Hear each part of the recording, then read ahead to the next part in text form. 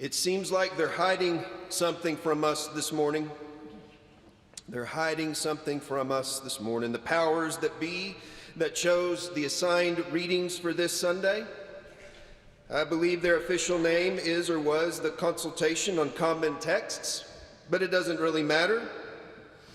Oh, I don't know, they probably didn't intend it as such, but something is hiding there in the background of this Psalm 89 that we read together.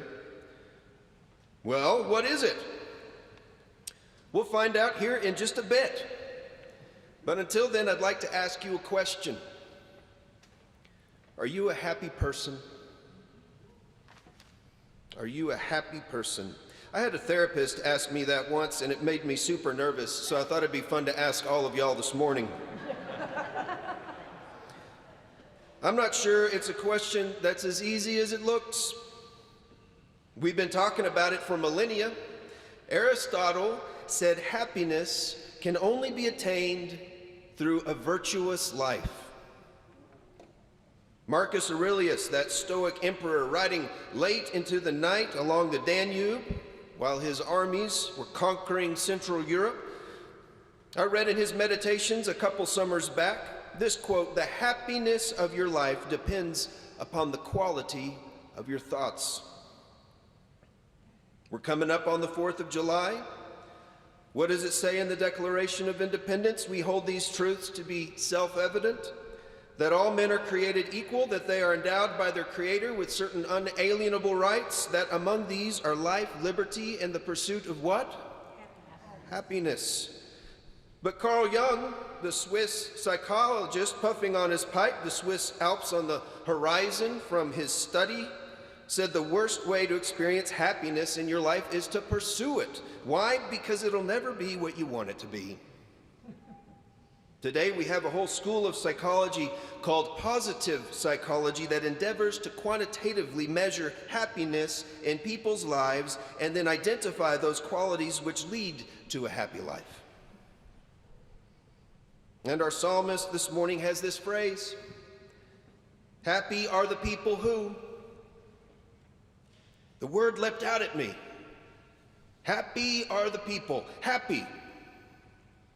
Here's an interesting fact.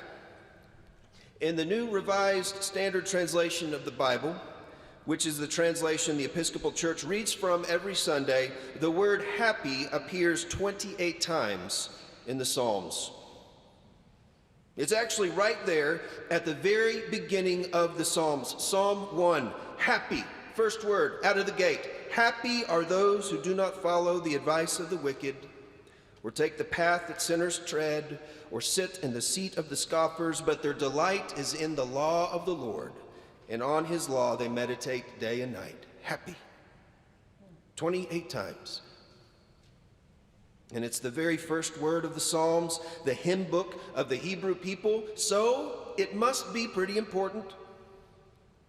Now there's other translations that transcribe that word as blessed. Blessed. But personally, I like happy, mainly because blessed, the good word that it is, a word that is uttered in our own liturgy, is still used rather flippantly in our culture down here in Texas. Plastered on bumper stickers and t-shirts and coffee mugs, a word that falls from the lips down here as effortlessly as ranch dressing, please. Our oldest son's first job a few years back was at Hodgetown Baseball Park, working concessions. One night he came home rather excited. "Dad, I figured out how to make more tips." "Really? How's that, bud?" "After you sell them their stuff, tell them to be blessed, and they give you more money." Smart kid. He hacked the Amarillo Church talk code. But happy, well, in my ears, that just has a different ring to it. By the way, are you still thinking about that question? Are you a happy person? Our psalmist this morning has something to say about happiness. Now, I do not mean to suggest a kind of step-by-step instruction to gain happiness. Just do these things and you'll always be happy. I don't think that's what's going on here. Rather, we can look at this small passage as descriptive, not prescriptive. He is describing how a happy person's life might look, the qualities that permeate their life through its many seasons. He writes, "Happy are the people who know the festal shout.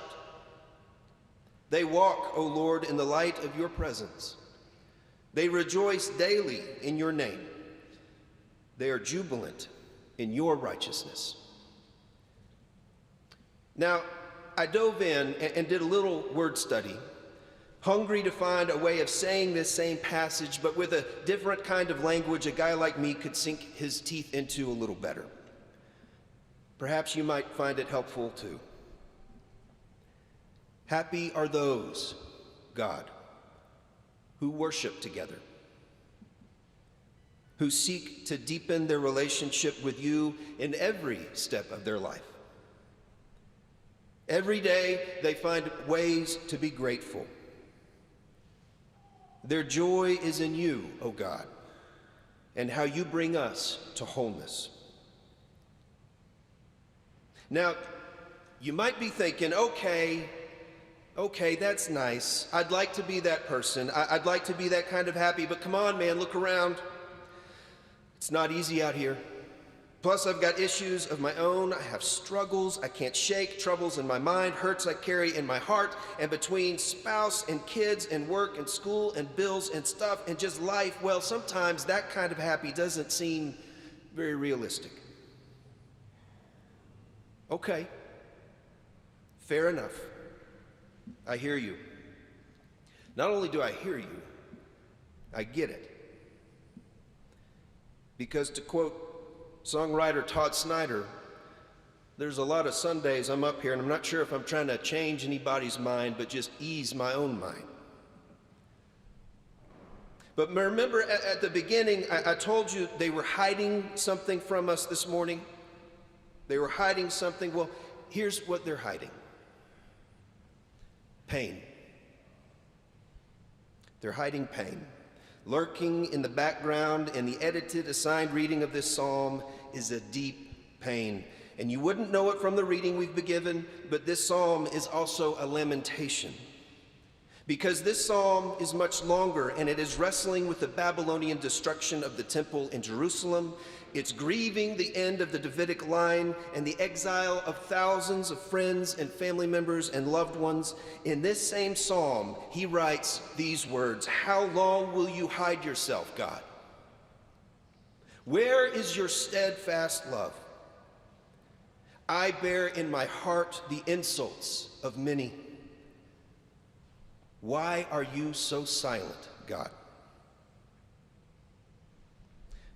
So it seems pain was back there all along, hidden in our assigned reading, which is interesting because that's what we tend to do with pain anyway, quite often. We try to hide it, to silence it, hoping people don't see it, ignoring it. But we don't have to do that. This psalm speaks to that. In fact, the entirety of the Psalms speak to that. And here's where I think the hope for us is. We've convinced ourselves we have to be one or the other, but we don't have to try so hard to be either one or the other. We can, at the same time, be happy and hurting. At the same time, we can be faithful and doubting, content and restless, holy and imperfect, grateful and struggling. The human experience will never fit into an easy either-or binary. We're too complex of creatures, and God, in his steadfastness, keeps loving us, and other people who've experienced that love will too. Our psalmist this morning models that. We have all the happiness and all the sorrow in one. You know, this might be something to do. Go home and sometime this week, read Psalm 89 in its entirety. I think you'll be particularly interested in how it ends. The very last verse of Psalm 89, the last words. I'm not going to tell you. Where's the fun in that? Besides, you never know.